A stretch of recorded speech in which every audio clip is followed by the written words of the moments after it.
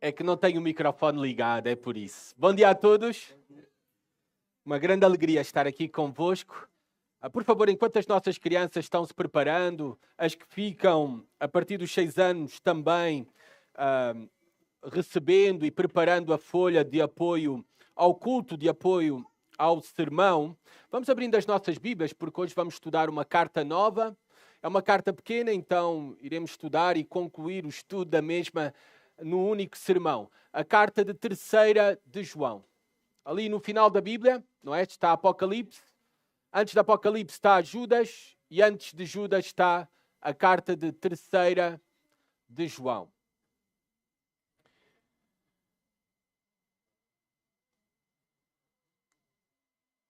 And if you need to translate the sermon, you have the QR code, okay? And you can use to read or listen the sermon, okay? And you can choose the language. Obrigado. Esta parte depois editem, que não saia tá bem quando for... assim.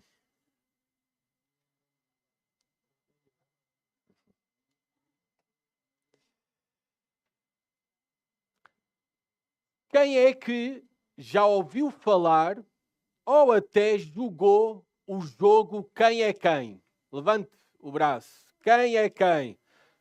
Muitos. Já ouviram falar também? Ouviram falar, não? Quem é quem?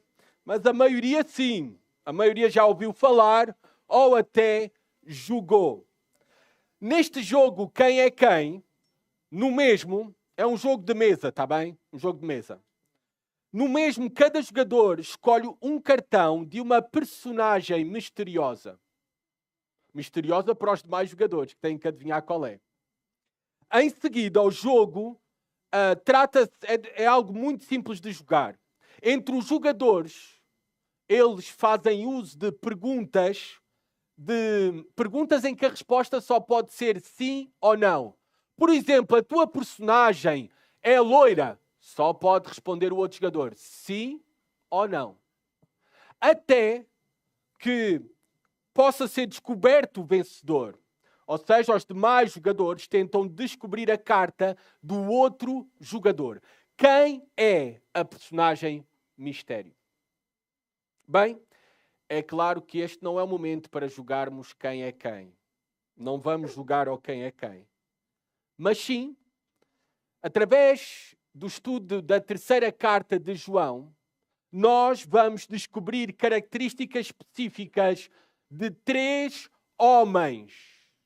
E talvez para nós, 3 homens misteriosos, porque nunca ouvimos falar deles. E na verdade sabemos muito pouco sobre eles, além daquilo que está contido nesta carta. E nós vamos confirmar quem é quem diante da verdade. Sim. Vão-nos ser apresentados 3 homens e nós vamos descobrir quem é quem diante da verdade. Também irá servir para nós, para refletir com qual destes homens nós nos identificamos mais. Quem é que nós somos também diante da verdade de Deus, da pessoa de Deus, do Evangelho de Jesus Cristo? A quem mais nos assemelhamos? Então vamos lá fazer isto juntos. Primeiramente vamos ler a palavra de Deus. 3ª carta de João. Eu sei que sentaram-se há pouco, mas agora vamos colocar-nos de pé, aqueles que podem, está bem? Para ler a 3ª carta de João. É uma carta pequena, apenas 15 versículos. Diz assim a palavra de Deus. O presbítero ao amado Gaio, a quem amo por causa da verdade. Amado, desejo que sejas bem-sucedido em todas as coisas e que tenhas saúde, assim como a tua alma prospera. Pois alegrei-me muito quando os irmãos vieram e em teu favor testemunharam de como andas na verdade. Eu não tenho maior alegria do que esta, ouvir que os meus filhos andam na verdade. Amado, tu procedes com fidelidade em tudo o que fazes para os irmãos, principalmente os que te são estranhos, os quais testemunharam do teu amor diante da igreja. Tu farás bem se os encaminhares na sua viagem de modo digno de Deus. Pois foi por causa do nome que saíram, sem aceitar nada dos gentios. Portanto, devemos acolher os que forem como eles, para que sejamos cooperadores da verdade. Escrevi à igreja, mas Diótrefes, que gosta de ser o primeiro, que gosta de ser o líder entre eles, não nos recebe. Por isso, se eu vos visitar, trarei à memória as coisas que ele faz, proferindo palavras insensatas e maldosas contra nós.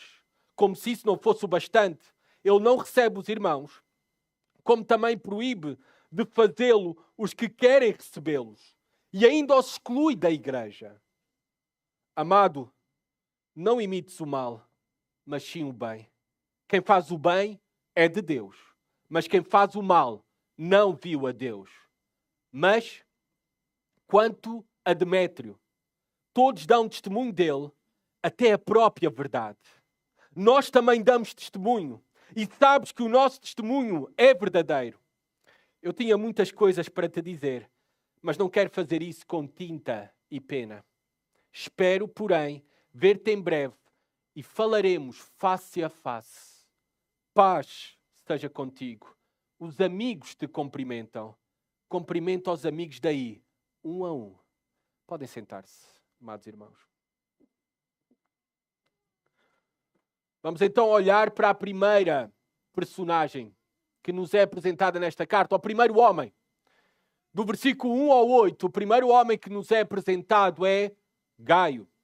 Gaio é o fiel que anda na verdade. É o amado irmão fiel que anda na verdade. Bem, novamente nesta carta é-nos apresentado quem é o remetente desta carta. Quem é que está a escrever esta carta? Ele se apresenta não pelo nome, mas ele se apresenta da seguinte maneira: o presbítero. Esta é a mesma palavra para ancião. Aqui João, esta palavra ancião refere-se sim à idade, mas aqui nesta carta, era usado também para se referir a alguém de idade avançada, mas aqui nesta carta, pelo uso do artigo definido, o presbítero, nós sabemos, porque já vimos isso na segunda carta também de João, que o autor está a referir-se à sua posição de supervisor espiritual da igreja. Ou seja, a de pastor. E é nesta autoridade que ele vai escrever esta carta como apóstolo, como pastor e supervisor do rebanho de Deus. O destinatário está claramente identificado com as seguintes palavras: o amado Gaio, a quem amo por causa da verdade. Ou também pode ser traduzido: a quem amo na verdade.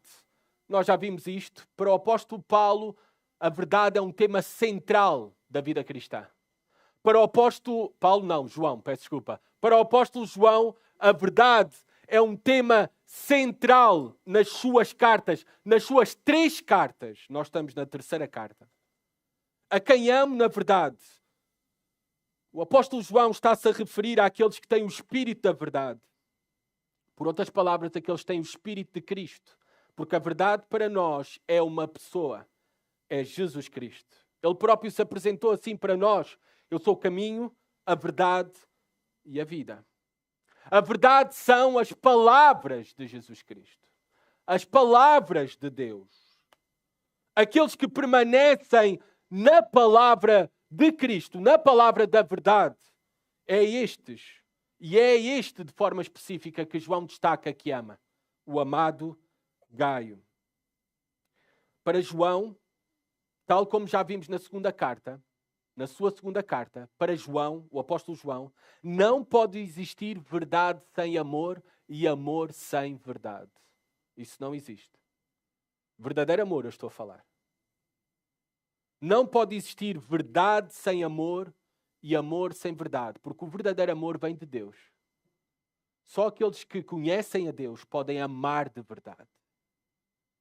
Só aqueles que conhecem Deus conhecem a verdade. E a verdade é apenas uma. Nós não dizemos que todos os caminhos conduzem a Deus. Só existe uma verdade e só existe um caminho. Jesus Cristo é o caminho. Ele é a verdade e as suas palavras para nos conduzir a Deus. Continua na sua carta escrevendo as seguintes palavras de um tom bastante pessoal e carinhoso. Como devem ser os nossos relacionamentos entre nós na igreja. Devemos nos tratar desta maneira. Inclusive até eu tenho o hábito pessoal muito de usar amado ou amados. Versículo 2. Amado, desejo que sejas bem-sucedido em todas as coisas e que tenhas saúde. A palavra grega traduzida na minha tradução Almeida século XXI como desejo, na verdade, o português fica apenas na superfície do sentido desta palavra. O que o apóstolo João está a transmitir é um desejo intenso, que ele é transformado em oração. Ele pede isto a Deus. Até esta mesma palavra no grego, em outros textos no Novo Testamento, está traduzido como oração. Oração. Um pedido. E o que é que ele pede a Deus? O que é que ele deseja, por amor, para Gaio? Primeiramente, ser bem-sucedido. Ser bem-sucedido. Prosperidade. Prosperidade em todas as coisas, inclusive prosperidade a nível material. Então vocês veem que não há nada de errado em desejar prosperidade material. E devemos desejar uns aos outros. Não devemos ter inveja quando isso acontece no nosso meio. Não devemos ter inveja daqueles que têm mais. Esse deve ser o nosso desejo. Se Deus abençoou, louvado seja o Senhor. E devemos desejar isso uns aos outros. Devemos desejar isso também para a nossa própria vida. Obviamente com uma ambição redimida. Buscamos a vontade do Senhor. Mas não é errada a prosperidade. Nos foi vendida uma ideia que a pobreza é que é espiritualidade. E isso não é certo. Está bem? Nem a pobreza determina a espiritualidade de alguém, nem a prosperidade determina a espiritualidade de alguém. E não é errado desejar prosperidade em todas as coisas. A nível profissional, material, económico. E ele acrescenta algo mais. Eu desejo também saúde para ti. Eu desejo saúde. Nós fazemos votos de saúde. Na nossa cultura portuguesa é muito comum, não é? Desejar saúde. Saúde física está-se a referir aqui. Então temos aqui outra lição para nós. E para nós, no meio reformado, isto é algo importante de marcar e salientar, e por isso é que eu estou a ter cuidado de salientar o mesmo. Não há nada de errado pedir por cura. Não há nada de errado pedir por cura. Se nós queremos que o Senhor é soberano em todas as coisas. Se nós queremos que Deus já determinou cada um dos nossos dias. Mas nós devemos nos juntar, fazer jejum, cultos de oração, a pedir a cura de alguma enfermidade, de alguma doença. E devemos esperar que Deus vai curar. Que Ele tem o poder para curar. Devemos desejar isso para a vida dos outros e devemos desejar isso para a nossa própria vida quando estamos a passar por alguma enfermidade. O apóstolo João, movido por amor, deseja saúde. E parece que no mundo reformado nós suprimimos estes desejos, não falamos nos nossos cultos, nos nossos encontros sobre o mesmo, e parece que até não queremos que Deus tem poder para curar. E fica claro, com o exemplo do apóstolo João, que não é pecado desejar prosperidade material, nem é pecado desejar saúde. Está bem? São bênçãos do Senhor para nós. Devemos desejar isso para nós e devemos desejar isso para os outros, especialmente os nossos irmãos. E reparem em que medida ele deseja isto para Gaio. Continua o versículo 2. Assim como a tua alma vai bem. Esta mesma palavra pode ser traduzida. Assim como a tua alma está cheia de prosperidade. Assim como a tua alma é bem-sucedida. Está a falar da vida espiritual de Gaio. Gaio já era próspero. Gaio já era saudável, espiritualmente falando. A sua alma era próspera diante de Deus e diante dos homens. E na verdade essa é a mais importante prosperidade, é da alma, porque é eterna. Essa prosperidade é eterna. E graças a Deus nós já somos ricos em Jesus Cristo. Nós já fomos abençoados com toda a sorte de bênçãos espirituais. Nós somos prósperos e essa é a verdadeira riqueza que ficará por toda a eternidade. O exercício físico, diz o apóstolo Paulo, sempre nós, aqueles que não somos muito disciplinados, gostamos deste versículo, não é? 1 Timóteo, capítulo 4, versículo 8. O exercício físico é de pouco proveito. A piedade, porém, para tudo é proveitosa, porque tem promessa tanto para a vida presente, quanto para a futura. Então, o mais importante é esta saúde e prosperidade espiritual. Gaio já tinha isso. O apóstolo João deseja que também seja uma prosperidade e saúde física para ele. Ambas as coisas não são erradas, mas temos de ter as prioridades corretas. Muitos de nós nos investimos mais tempo, recursos, energia, preocupação com o nosso corpo e o cuidado do nosso corpo, em vez de cuidar da nossa alma, está bem? Cuidado com as prioridades. Devemos procurar ser como Gaio, verdadeiramente, espiritualmente prósperos em Jesus Cristo e crescer nessa prosperidade, crescer à imagem e semelhança de Jesus Cristo. Crescer em colher todos os benefícios que já temos para nós em Jesus Cristo. E esses benefícios serão maiores à medida que nós crescemos na nossa maturidade, no nosso crescimento espiritual, na nossa comunhão com Deus, na nossa compreensão de quem é o Filho, de quem é o Pai, e também na nossa sujeição pelo facto de estarmos cheios do Espírito Santo. Continuemos. Versículo 3. Pois alegrei-me muito quando os irmãos vieram e em teu favor testemunharam de como andas na verdade. Quem são estes irmãos? Bem, pelo contexto da carta que nós já lemos, é uma referência a pregadores itinerantes, que no primeiro século eram muito comuns e continuam a ser comuns hoje em dia. São aqueles que hoje em dia nós chamamos e reconhecemos como missionários. Missionários enviados em contextos transculturais. Missionários enviados para alguma igreja ou para servir um conjunto de igrejas. Era isto que era normal no primeiro século. Havia pregadores itinerantes, havia evangelistas, havia missionários que iam de casa em casa. Eram enviados por igrejas locais, tal como o apóstolo Paulo, tal como Timóteo, tal como Tito. Eram pregadores itinerantes. Eles precisavam de hospedagem. Eles não tinham casa própria, nem podiam ter casa em cada cidade, em cada lugar que iam. Eles precisavam de alimentação, hospedagem. Eles precisavam de sustento também. E é sobre este grupo de irmãos que João recebe na sua igreja em Éfeso. Vocês lembram-se? A segunda carta de João, a terceira carta de João, a primeira carta de João foi escrita ali em Éfeso, e o apóstolo João recebe um conjunto de irmãos na sua igreja que dá testemunho, ou que deram testemunho de Gaio, do seu amor, como os recebeu, como os tratou, como os acolheu a eles como missionários. E em teu favor, estes homens, todos eles, o que é que diz o apóstolo João? Testemunharam de como andas na verdade. Reparem como isto é tão importante e central para o apóstolo João para determinar a salvação de alguém. Andar na verdade, que ele vai dar o maior destaque no versículo 4 seguinte, sobre este mesmo tema. O que é verdade para o apóstolo João? Reparem, não tenho maior alegria do que esta, ouvir que os meus filhos andam na verdade. O apóstolo João está a tratar Gaio como filho. Muito provavelmente, talvez, Gaio se converteu devido ao ministério do apóstolo João.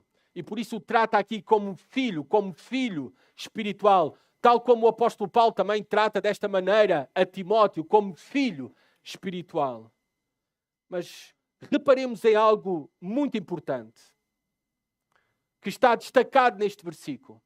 O que é o mais importante para um verdadeiro pastor?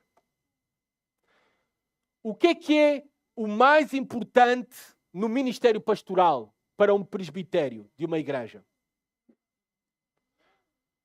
Reparem, de acordo ao testemunho de João, não é que as ovelhas ouçam a verdade.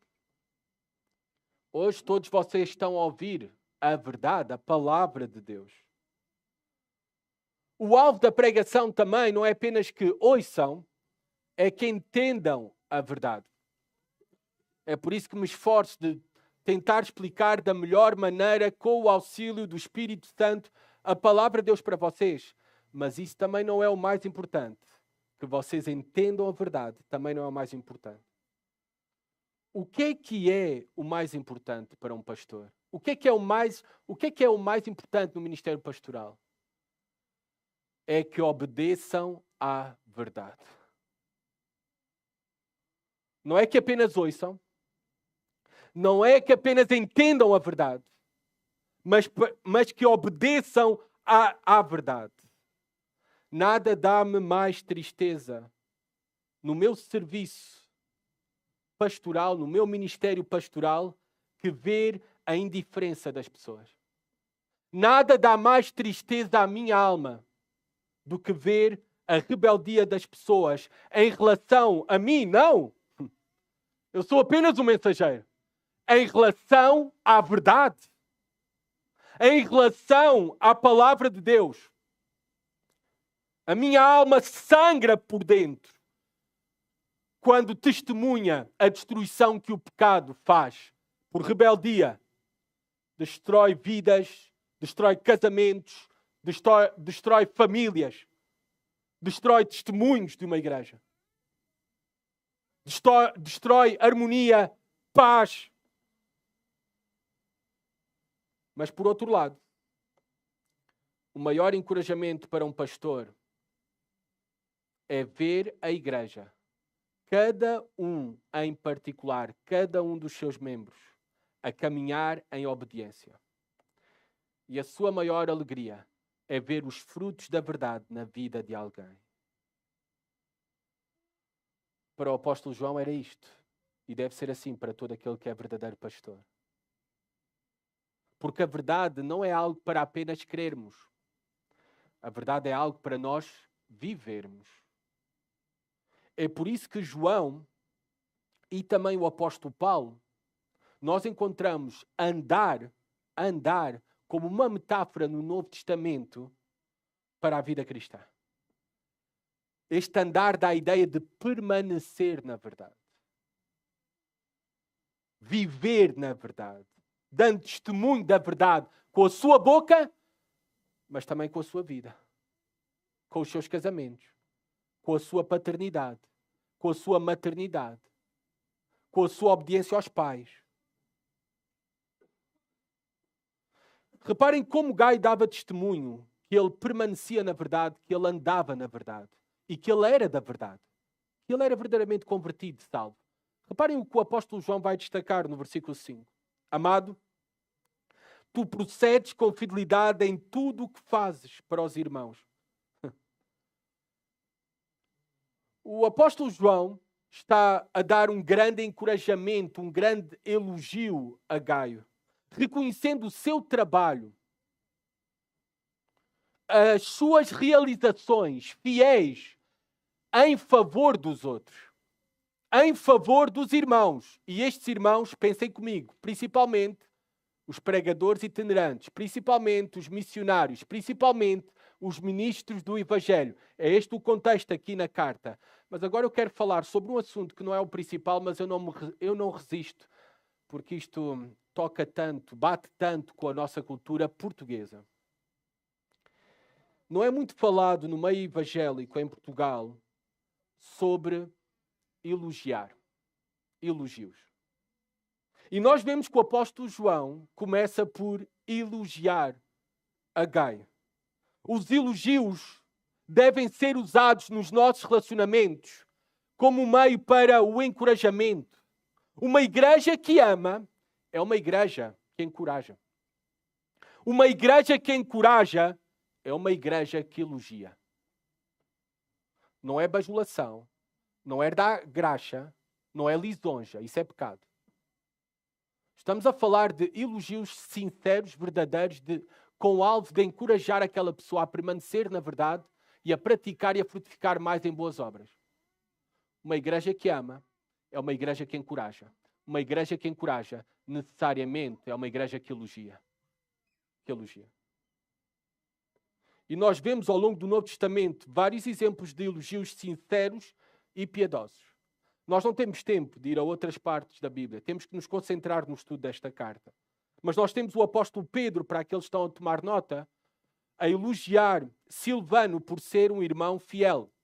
Em 1 Pedro capítulo 5, versículo 12.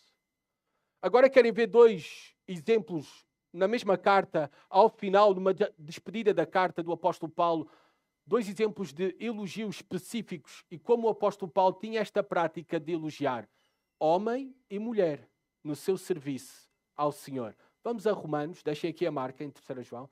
Vamos a Romanos, a carta aos Romanos, capítulo 16.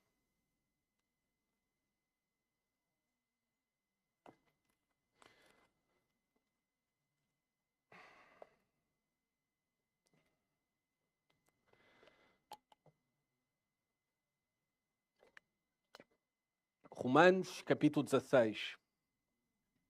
Reparem o primeiro elogio, versículo 1, a Febe. Recomendo-vos a nossa irmã Febe, serva da igreja em Secreia. Recomendo-vos a nossa irmã Febe, serva. Reparem o elogio do apóstolo Paulo para uma mulher que tinha um serviço, um ministério importante na igreja, assim como todas as mulheres, membros do corpo de Cristo, têm um ministério importante onde Deus as colocou nas suas famílias, na sua igreja e na sociedade. Agora, versículo 3.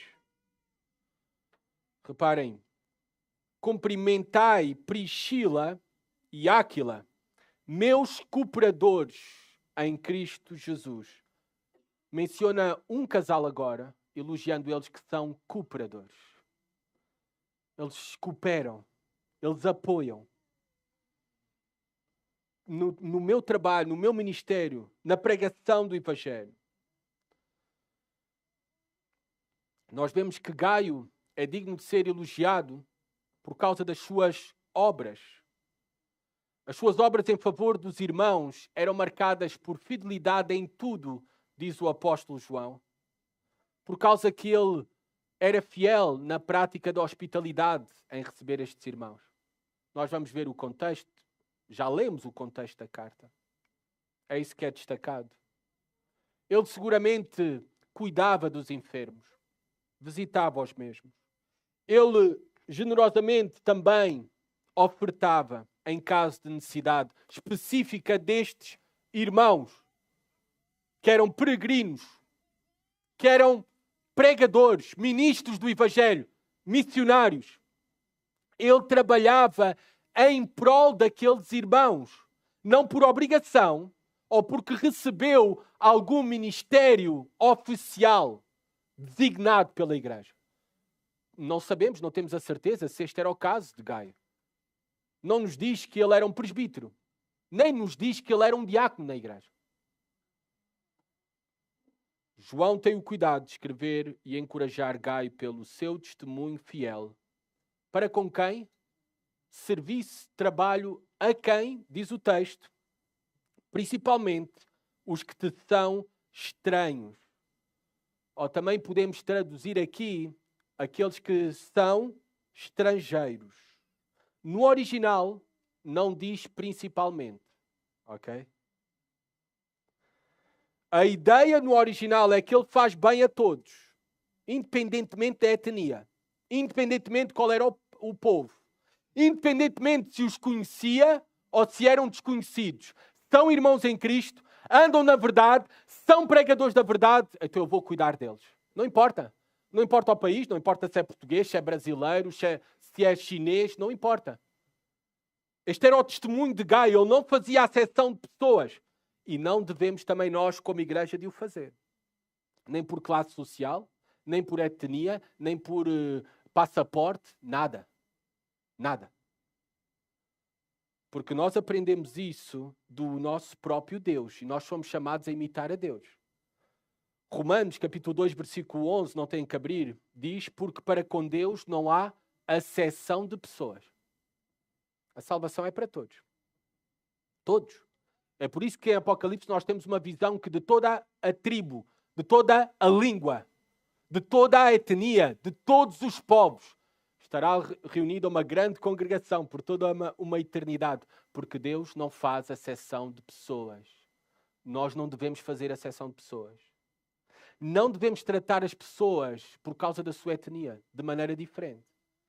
Nem devemos dar prioridade a uns sobre os outros.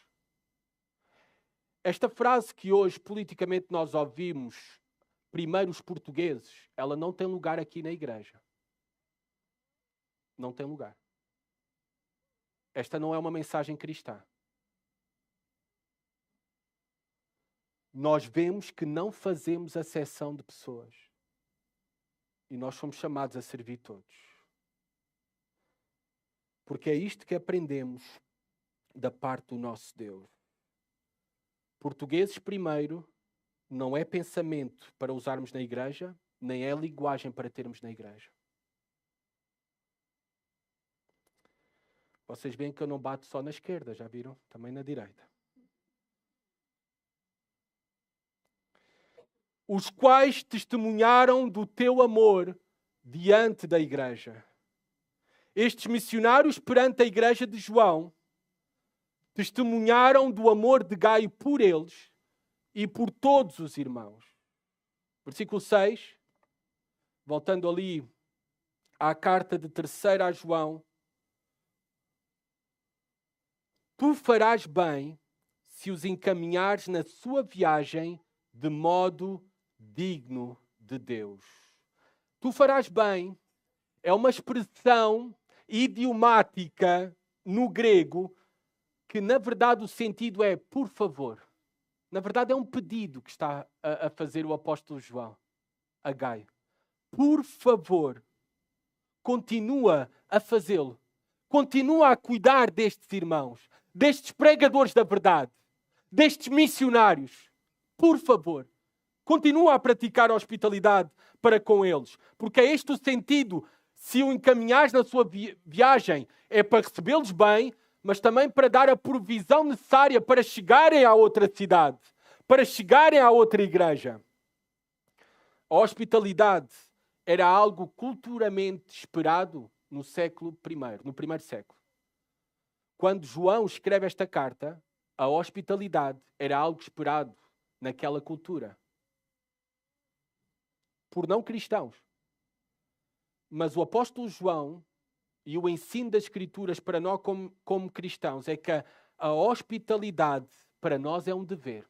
Não é algo esperado, é um dever. A hospitalidade é um dever. A hospitalidade deve ser também, diz as Escrituras, um testemunho de uma mulher cristã piedosa. Nós temos isso em 1 Timóteo, capítulo 5, 10, versículo 10. A hospitalidade deve ser uma virtude de uma mulher cristã piedosa. Por que é que eu estou a dar ênfase às mulheres? Porque eu sei que muitas vezes as mulheres, eu sei que os homens fazem tudo de qualquer maneira. Não importa como recebem, que toalha metem na mesa, não importa se a casa está suja, arrumada, isso não importa. Tudo serve, qualquer coisa serve para receber alguém em casa e as mulheres se preocupam mais, de maneira diferente e bem, graças a Deus, por esse equilíbrio. Mas atenção, mulheres, a tua casa não é um santuário que ninguém possa entrar, nem deve ser. E tu deves ser uma encorajadora para quando o teu marido quer receber alguém, para tu inclusive te sacrificares também. Talvez a casa não está como tu querias que estivesse. Na verdade, nunca vai estar, porque o nosso coração é um poço de insatisfação e frustração. Mas a prática da hospitalidade é uma virtude cristã. Especialmente para com os missionários, os ministros do Evangelho. Eles deviam ser acolhidos eles deveriam ser renovados por meio da hospitalidade. Eles deveriam ser abastecidos. Naquele tempo não havia hotéis. Os lugares eram perigosos. Ficar hospedado fora de uma casa de confiança, de alguém de confiança, acontecer todo o tipo de abusos àquela pessoa. Já para não falar de assaltos, perdas de todos os valores, espancamentos ou até morte. Por isso a importância da hospitalidade. Mas ela continua a ser um dever e uma virtude para nós, na nossa cultura. Porque é uma virtude cristã. E como é que nós podemos afirmar que é uma virtude cristã também para Portugal, para o século XXI?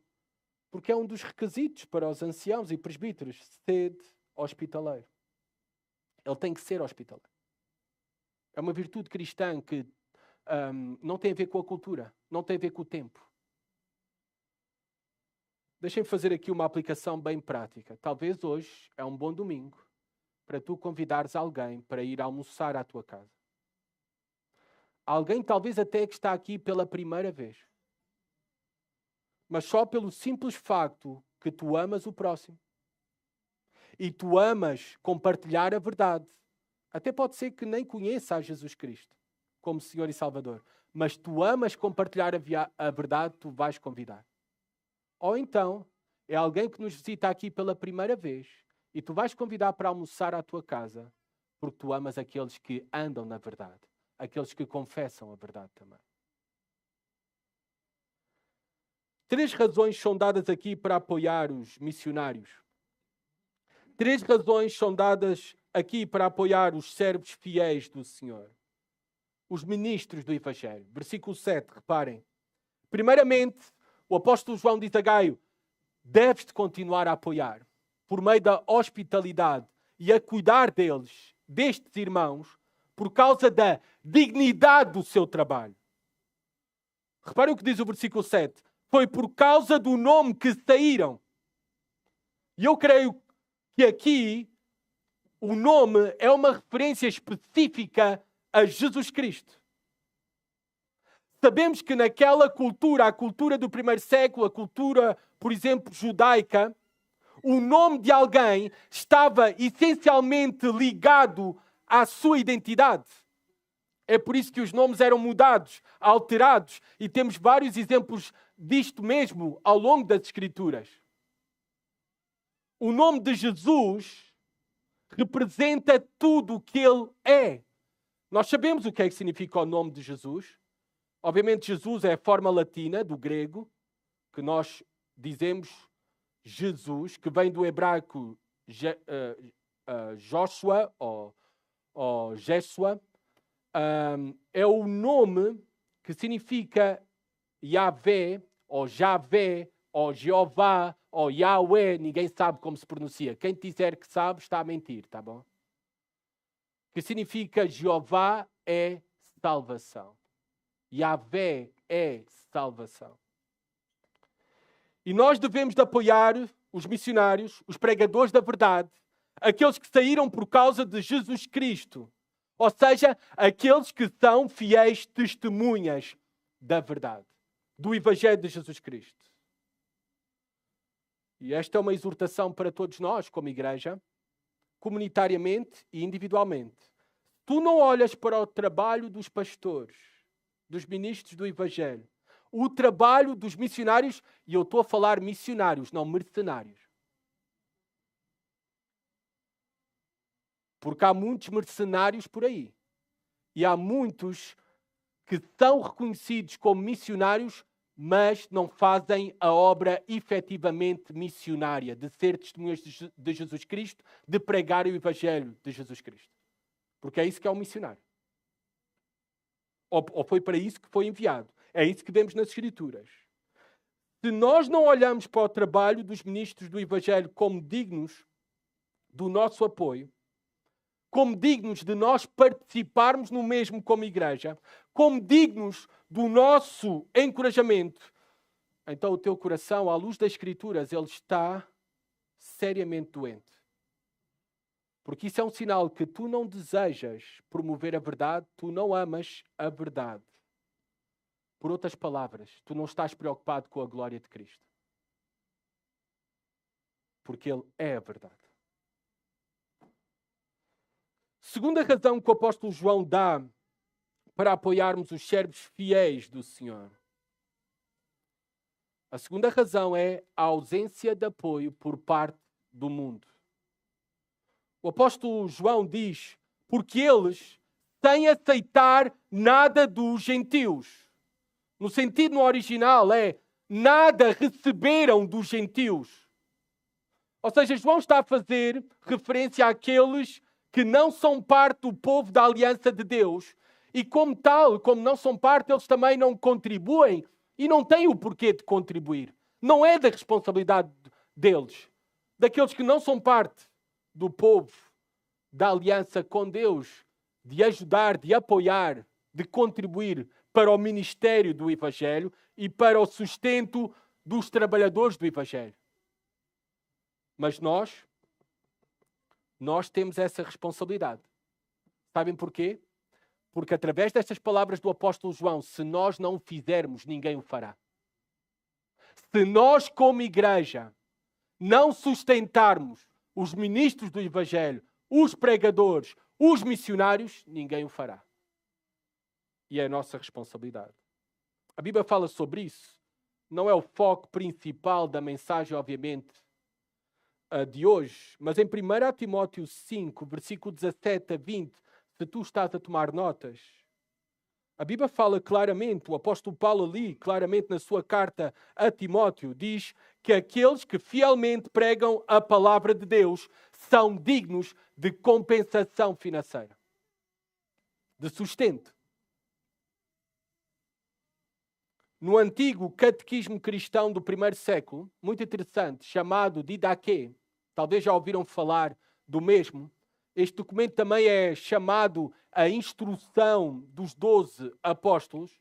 É um documento do primeiro século. Talvez é o primeiro manual de discipulado que alguma vez foi escrito. Neste documento diz o seguinte, dando orientações para as igrejas.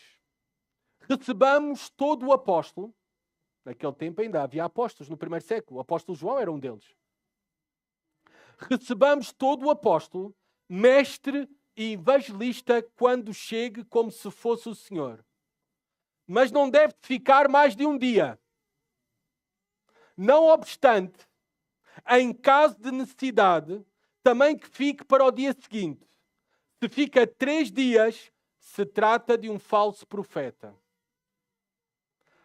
Tinham que ter regras, porque haviam falsos mestres também circulando. Ao partir o apóstolo, não deve aceitar nada mais que comida suficiente para levar até o seguinte alojamento. Se pede dinheiro, é um falso profeta. Eram estas orientações para as igrejas do primeiro século.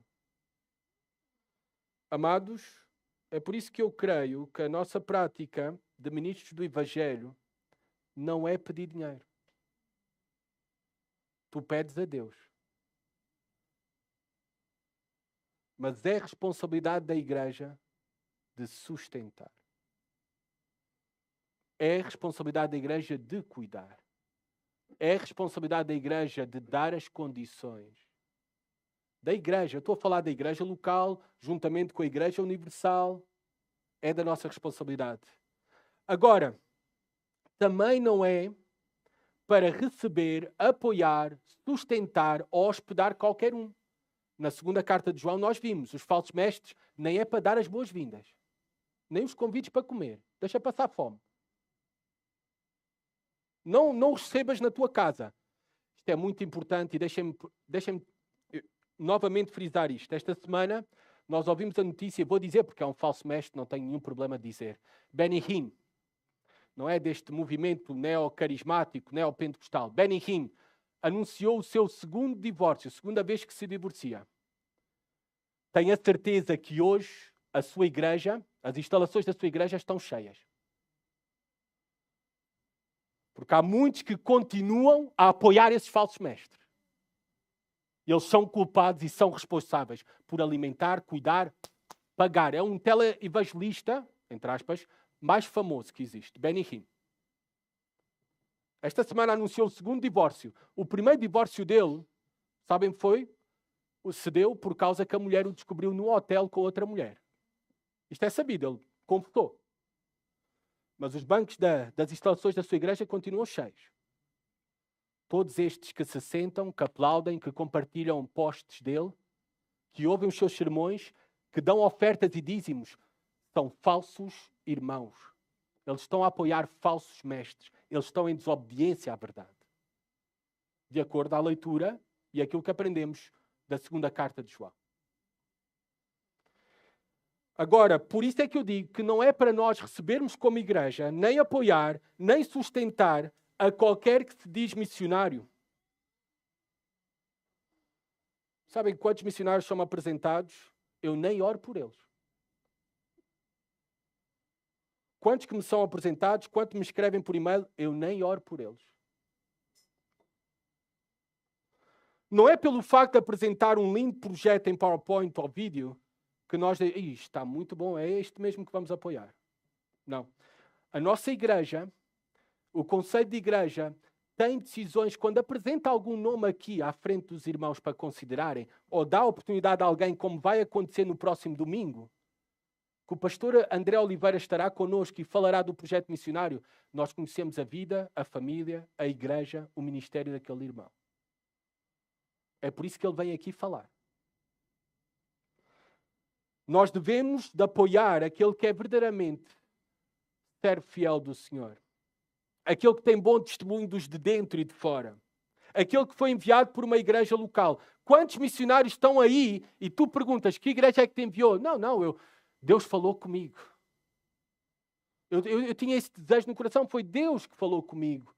Eu estou aqui porque foi Deus. Não, mas que igreja é que te enviou? Não, nenhuma igreja te enviou. Então, de acordo a uma leitura do Novo Testamento simples, esse não é um missionário para nós considerarmos. Não é.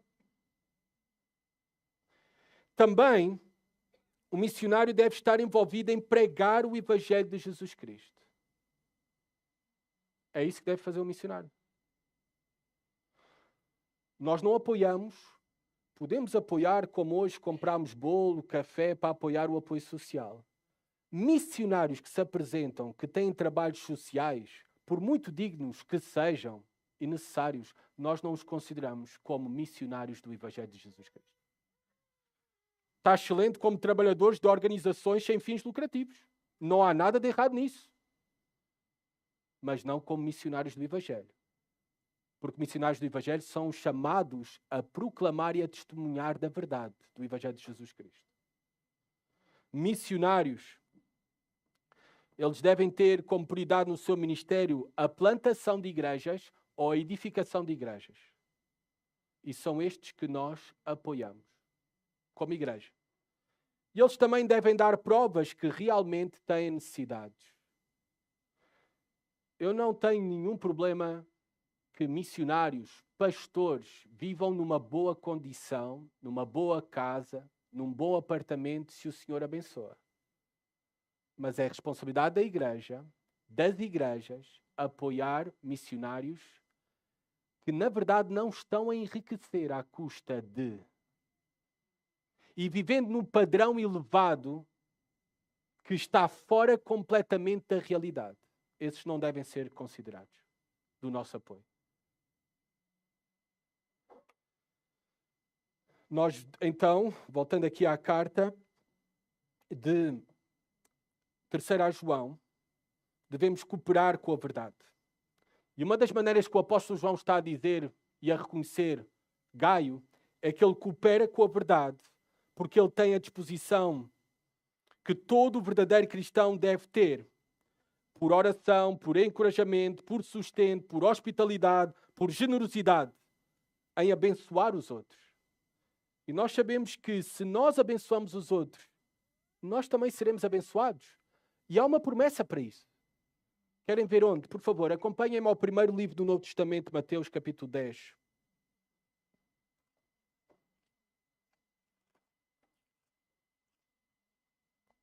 Mateus capítulo 10, versículo 40 a 42.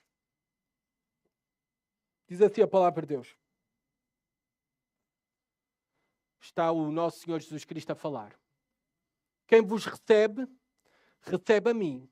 E quem me recebe, recebe aquele que me enviou. Quem recebe um profeta porque ele é profeta, receberá a recompensa de profeta. E quem recebe um justo porque ele é justo, receberá a recompensa de justo. E aquele que der até mesmo um copo de água fresca a um destes pequeninos, está a falar de discípulos, não é crianças. A um destes pequeninos, porque é meu discípulo, em verdade vos digo que de modo algum perderá a sua recompensa. Reparem, quem recebe um profeta, porque ele é profeta, receberá a recompensa de profeta. Sabe o que o Senhor Jesus Cristo está a dizer? Talvez Deus nunca te chamou a pregar, a fazer um ministério profético. Mas se tu apoias, se tu oras, se tu encorajas, se tu com generosidade dás para esse ministério profético, então é a mesma coisa que tu estejas a pregar. Tu estás a cooperar para a verdade. Receberás a mesma bênção que aquele profeta. É isto, uma leitura simples do texto. Depois, versículo 9 a 11, é-nos apresentado outra personagem, depois de Gaio, e agora estas duas últimas será bem mais breve. Diótrefes. Diótrefes é apresentado como o homem maldoso que se opõe à verdade. Versículo 9. Escrevi à igreja, mas Diótrefes, que gosta de ser o líder entre eles, não nos recebe. Nós não sabemos a que carta o apóstolo João está a fazer referência. Não sabemos se é a segunda carta de João ou se outra carta que se perdeu, e se perdeu é porque a mesma não era inspirada. Não se preocupem, se ela for achada, nós podemos ter a confiança que ela não é inspirada por Deus. Esta é a palavra de Deus que nos foi dada. Este homem, Diótrefes, era um homem influente na igreja. E fazia parte da mesma igreja à qual Gaio pertencia, mas o contraste de ambos era demasiado evidente. O contraste de ambos não era sobre aquilo que eles acreditavam ou ensinavam, mas naquilo que ambos praticavam. Aí estava o contraste, nas obras. E nós podemos ver que na igreja do Senhor e numa igreja verdadeira, nós iremos encontrar boas representações da verdade, mas infelizmente também vamos encontrar más representações da verdade. Estas más representações são as que irão causar maior oposição à verdade. São as más, os falsos irmãos, os falsos mestres que estão dentro de nós, que se opõem e prejudicam grandemente o ministério da proclamação da verdade de Deus, do Evangelho de Jesus Cristo. Reparem qual era o problema de Diótrefes. Ele gosta de ser o líder entre eles, não nos recebe. Ou seja, ele ama ser o primeiro. É este o sentido no original. Ele é alguém que ama ser o primeiro. Reparem, nós podemos estar num ambiente religioso e os nossos corações não terem o foco em buscar primeiro o reino de Deus, mas o nosso próprio reino. Em nós até podemos estar aqui a cantar, eu até posso estar aqui a pregar, mas o meu interesse é a glória dos homens, não a glória de Deus. Era isto que acontecia com Diótrefes. Era isto que acontecia com os fariseus e escribas. Em João capítulo 12, versículo 43, diz sobre os escribas e os fariseus que eles preferiam a glória dos homens à glória a Deus. Há homens que ocupam lugares, ministérios na igreja, de liderança, ou outros ministérios unicamente porque os mesmos alimentam o seu ego. Eles são egocêntricos. E quando é assim, eles olham para os demais como rivais. Eles fazem tudo. Eles dirigem o culto, eles dão os anúncios, eles pregam, eles fazem tudo. Eles não delegam, eles não treinam, não investem em formar outros, porque eles olham para os outros como rivais. Porque eles estão à procura de ser os primeiros. E dentro da igreja só há um que é primeiro, só há um que é cabeça, e é Jesus Cristo. Que isso fique claro para todos nós. Eles não aceitam que ninguém possa desviar as atenções deles. É por isso que uma vez eu ouvi de um certo pastor: eu não convido ninguém a pregar na minha igreja porque ninguém prega melhor do que eu. Ele não convida ninguém a pregar na sua igreja para que os membros não descubram que há melhores pregadores do que ele. Diótrefes era movido por um egoísta, um invejoso. E a inveja se manifesta de diversas formas. E ela pode estar presente no nosso coração. Ela se manifesta em nós rejeitarmos elogiar alguém, encorajar alguém nos nossos relacionamentos, no nosso contexto de igreja. A inveja se manifesta em que estamos sempre prontos para criticar os outros. Sempre. Sempre temos uma crítica, algo mal a falar. Nós podemos ver que isso é um sinal de inveja. Quando sempre vemos o mal, sempre criticamos, da nossa boca não sai nenhum elogio, nenhum encorajamento. Não há nada bom para dizer. Isso é um coração invejoso. É um coração com o mesmo espírito de Diótrefes. Nos líderes é visto em aqueles que querem controlar tudo. Eles não delegam. Eles não partilham a liderança com ninguém. Eles querem controlar tudo. E é isto mesmo que Diótrefes fazia. Não nos recebe. A sua arrogância era tal que ele rejeitava até a autoridade apostólica de João. E rejeitar a autoridade apostólica era rejeitar a autoridade do próprio Cristo, porque nós sabemos que a igreja foi fundada na doutrina dos apóstolos. Ele não amava a verdade. Ele não estava preocupado com a verdade. Estava preocupado consigo mesmo, com o seu ego. Por isso, se eu vos visitar, trarei à memória as coisas que ele faz, diz o apóstolo João. O apóstolo João diz, ele deixa um aviso, uma advertência, dando tempo a Diótrefes que se arrependesse. Porque eu vou aí e eu vou expor publicamente diante da igreja, esta é uma carta pessoal, eu disse, eu vou expor publicamente diante da igreja o que ele está a fazer, porque o seu pecado é público, vai levar uma repreensão pública. Reparem quais eram as obras maldosas, que não sejam as mesmas obras de alguém aqui presente. Palavras insensatas e maldosas contra nós.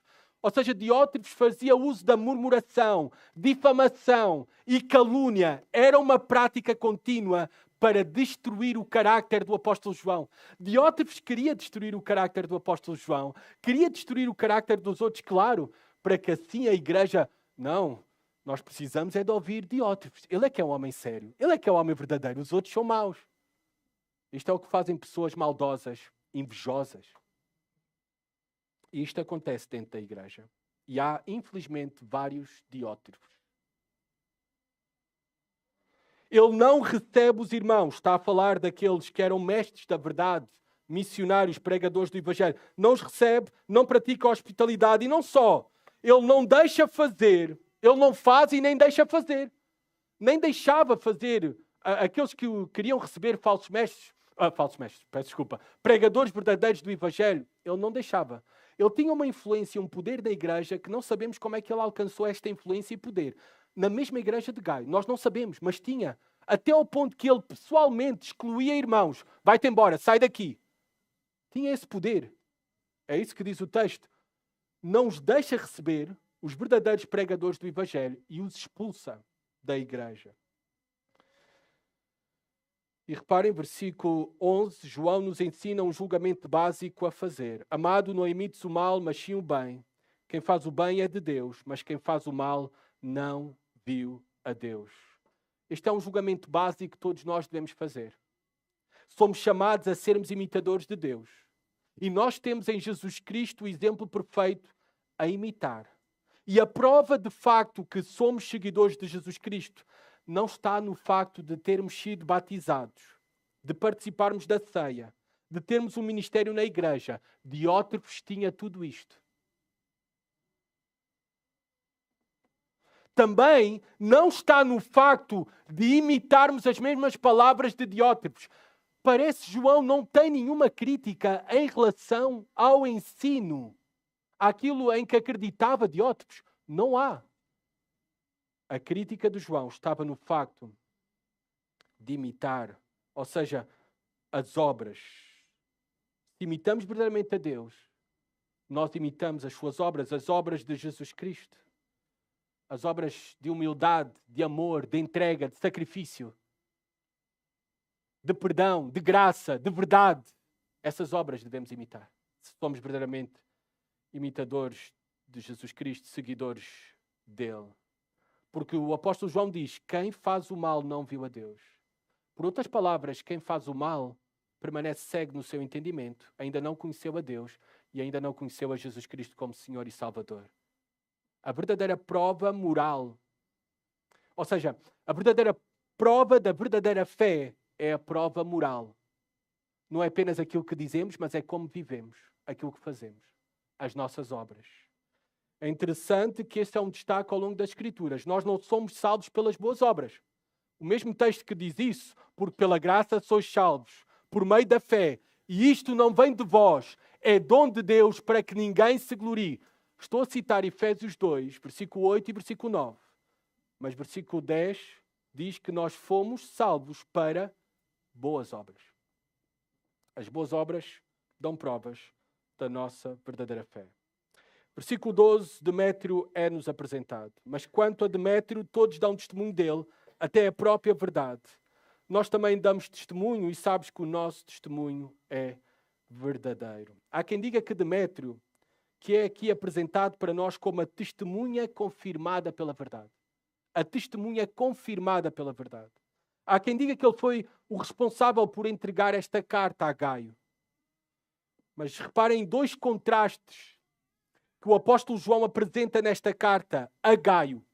Um que não era digno de imitação, por causa das suas más obras, Diótrefes, mas um que era digno de imitação, Demétrio, por causa das suas boas obras. Todos dão testemunho dele, até a própria verdade. O que é que o apóstolo João quer dizer com isso? Até a própria verdade dá testemunho dele. Ou seja, a sua vida, as suas obras, confirmava que ele conhecia a Deus. Que ele andava na verdade. Não era só o que ele falava. Era como ele vivia. O que ele fazia em relação aos outros irmãos. E em relação especificamente àqueles que eram ministros do Evangelho. De acordo ao contexto desta carta. Demétrio é um exemplo para todos nós. Que é possível e devemos ser cristãos de boa reputação cristã em toda a nossa comunidade. Como é que no teu prédio te conhecem? Vamos ainda mais fundo. Como é que a tua esposa te conhece? Como é que os teus filhos te conhecem? Como é que no teu prédio te conhecem? Como é que no teu trabalho te conhecem? Crianças, adolescentes, como é que te conhecem na escola? Quem és tu na escola? Como é que nos conhecemos aqui na igreja? Como é que é o nosso testemunho? Ele não faz nada de mal. Entra mudo, sai calado, não faz nada de mal. Pois, mas isso já é um sinal. Porque nós somos conhecidos por boas obras. O que é que estamos a fazer de bom? Para com o próximo. Para com os irmãos. Para com a obra do Evangelho. A despedida da carta, e já esgotei o tempo, como vocês sabem.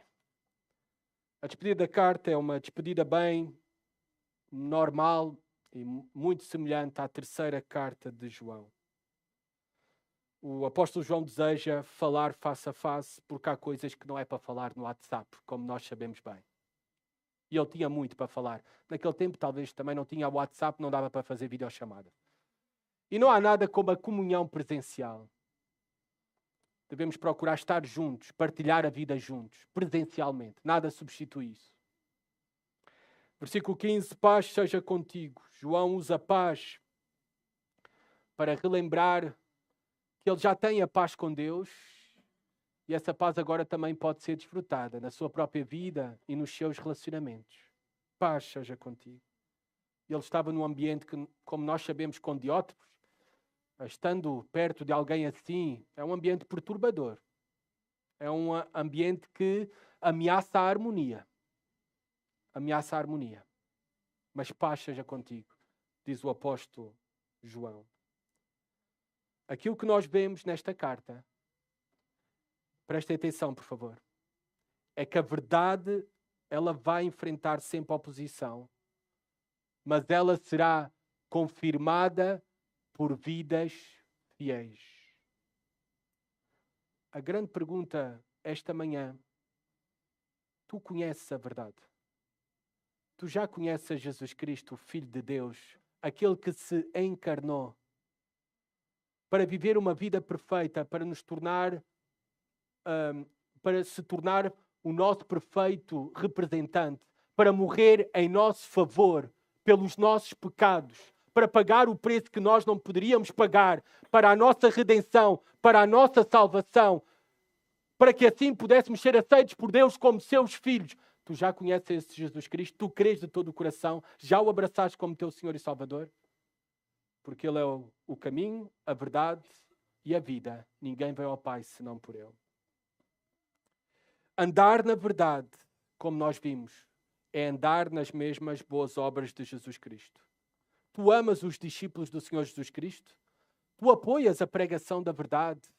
Apoias inclusive com o teu tempo, com as tuas orações, com as tuas ofertas, o ministério do Evangelho neste lugar?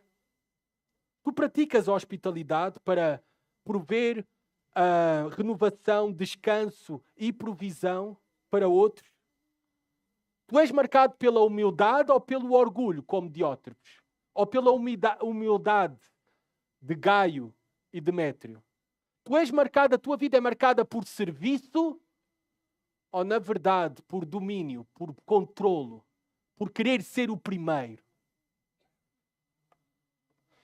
Quem é que tu és? De que banda é que tu estás? Daqueles que se opõem à verdade ou daqueles que apoiam a verdade? Pensa comigo também hoje, de que maneira prática tu podes cooperar com a verdade? Eu dei um exemplo prático, tu podes cooperar com a verdade, com aqueles que andam na verdade, com aqueles que amam na verdade, com aqueles que creem na verdade. E onde a verdade prevalece, o Senhor é glorificado, tal como foi através da vida de Gaio e Demétrio. Que assim também o Senhor seja glorificado através das nossas vidas e da vida da nossa igreja. Que nós demos sempre esse bom testemunho de cooperar com a verdade. Oremos. Senhor, obrigado pela tua palavra. Ajuda-nos a aplicar às nossas vidas. Obrigado pelo exemplo maravilhoso que temos em Jesus Cristo. Não apenas, Senhor, Ele nos revela a verdade, mas Ele nos deu exemplo de como viver e andar na verdade. Que nós possamos imitar as suas obras, Senhor. Que isso seja visto para a tua glória, Senhor. Nas nossas vidas, na nossa igreja. Amém.